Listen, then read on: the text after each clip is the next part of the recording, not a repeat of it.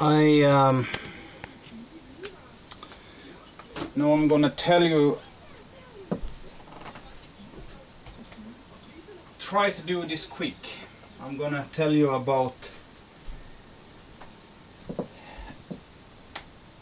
Swedish.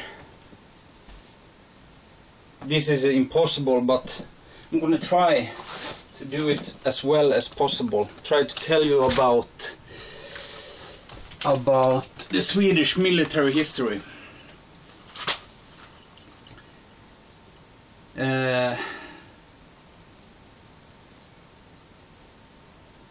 Sweden has been sovereign since about 1,000 years back, so we have been in very many conflicts through the years, and wherever you live, you probably heard about the Vikings and what they did. They raided and plundered, but as well they were salesmen and traveled for that. But then Sweden wasn't Sweden. It was many small kingdoms and tribes. The country was split up, and even then the Swedish Vikings and Danish and Norwegian Vikings was mercenaries and served as the Emperor of Istanbul's bodyguards for about 200 years. And the medieval times, it's impossible to tell you about. It's in a short time, but so many conflicts and kings and murders and intrigues. It's not just possible. So I'm gonna try to do it from the time we became Protestants and we broke with the Catholic Church in Rome. And just a fast, it wasn't in our king back then was name was Gustav Vasa. It wasn't for the religion per se. It was for the church treasures and money. So we plundered the church and made it Catholic, took out all the treasures and valuables a Catholic church have. And they took all the books for canon wards and stuff like that. So yeah, I'm gonna start there when he became king in 1521. Since 1521 we have been in about 34-45 wars, and that is wars with other countries, not civil wars and uprisings and things like that. I haven't much in the background, but this is about the Karoliner. It's the probably most famous Swedish soldiers of all times. So I put it there. Yeah, I'm gonna try to name the most as I see it, some of the most important wars. It started in 1521 to 1532 against Denmark. Gustav Vasa, the Liberty Wars from the Danes. Then in 1561 against Russia, we won the bigger part of Estland or Estonia,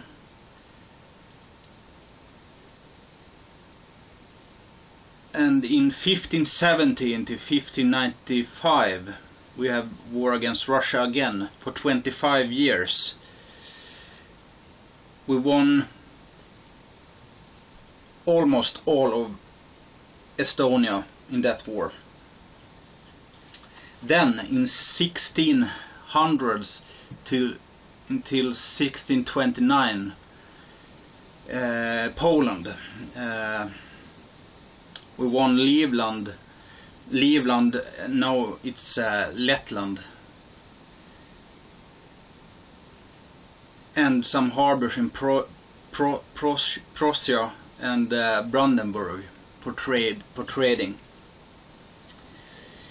1630s to 1648, we were involved in the religious war, we can say, of the 40-year-old war. 40-year war. We were allied with some German states and France. Our king then, Gustav II Adolf, is killed, shot in the Battle of Lützen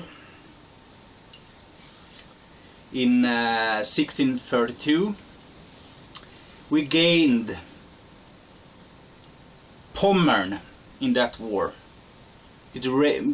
Our involvement was for 18 years, and we just got Pommern.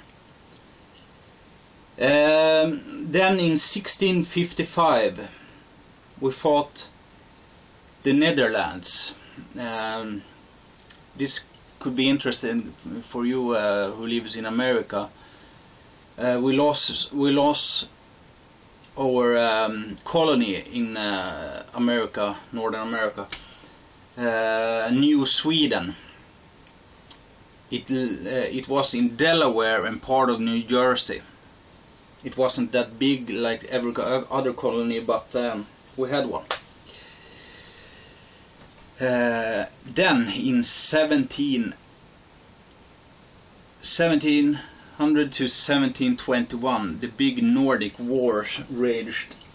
Then we lost pretty much, not everything, but much of our empire we built in the 1600s.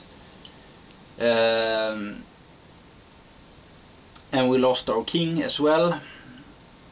Gustav was shot in Norway in 1718.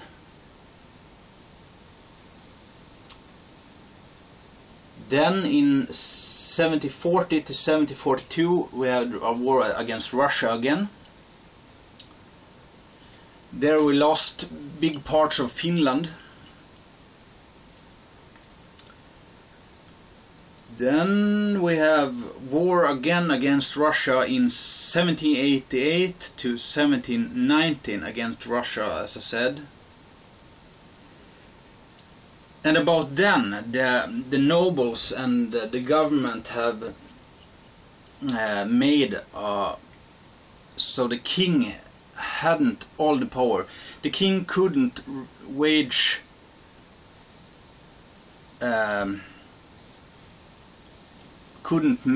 start a war, if you say it like that. So he just dressed Swedish troops in Russian uniforms and attack other Swedish troops. So he had his war. The war wasn't a triumph. It's he wanted to take back the pieces of Finland we lost, but nothing happened. It was stalemate.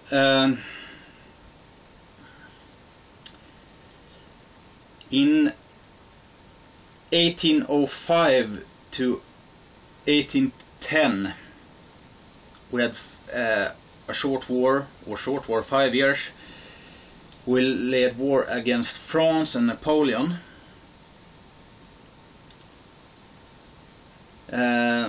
Then in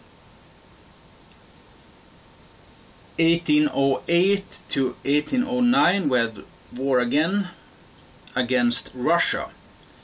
We call it the Finnish War. Then we lost the rest of Finland. It was then the last battle of on Swedish ground was fought. The battle in Sevar. It was a defeat. We were outnumbered and outfought.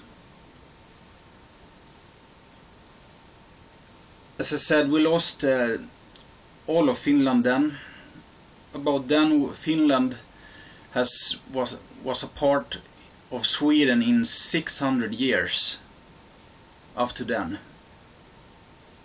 it was a big loss for us, a big win for Russia. As usual, Finland got in the middle of it, and yeah, as Finland always been in the middle and crushed between other powers. In 1810 to 1812 we lay at war against England. Not much was gained in that war, but I had to take it. I took it down because it was against England. The last war was in 1814 against Norway. We wanted Norway. Since then we say we not have been at war for almost 200 years, but that is a lie. I think it's a lie.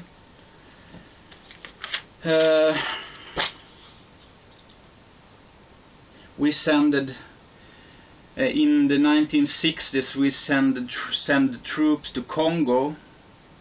It was under FN but or UN, but anyway, we was in battle. We lost 19 dead and about 40 wounded, and we lost or the UN lost its General Secretary Dag Hammarskjöld in a plane crash, probably shot down by mercenaries. It's unclear yet, but probably.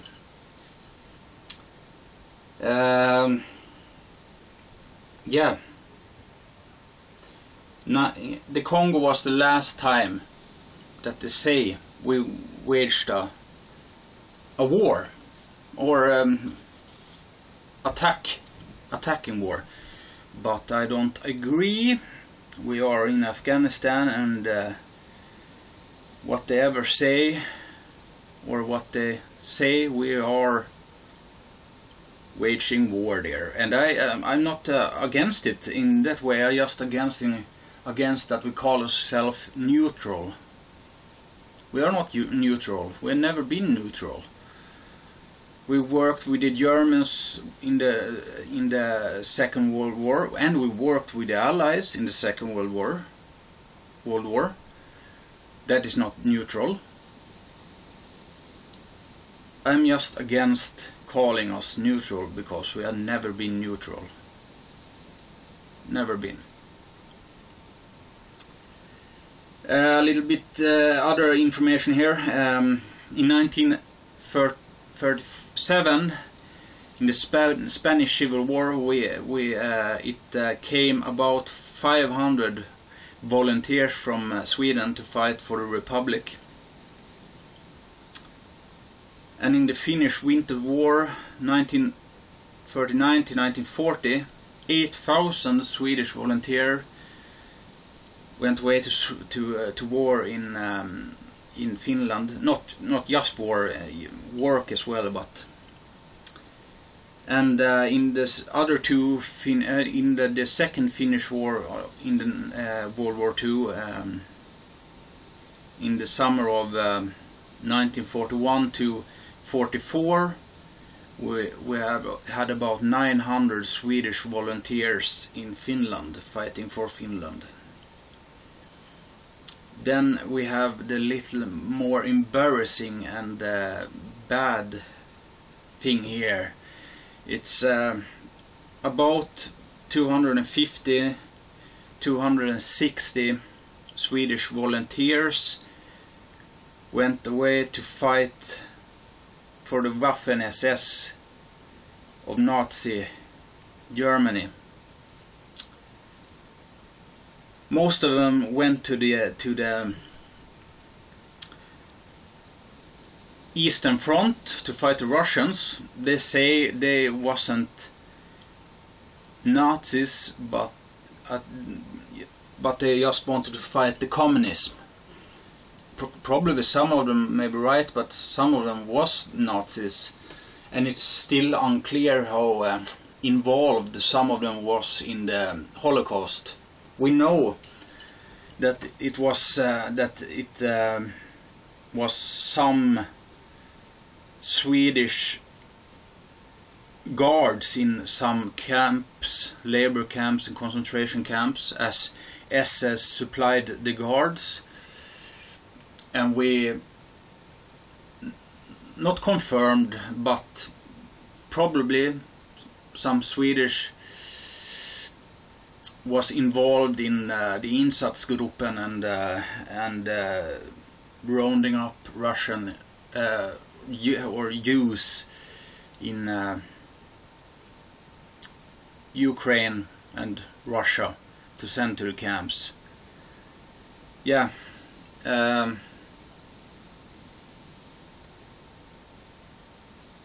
Most of the Swedish in Waffen-SS fought in the armored units or armored reconnaissance units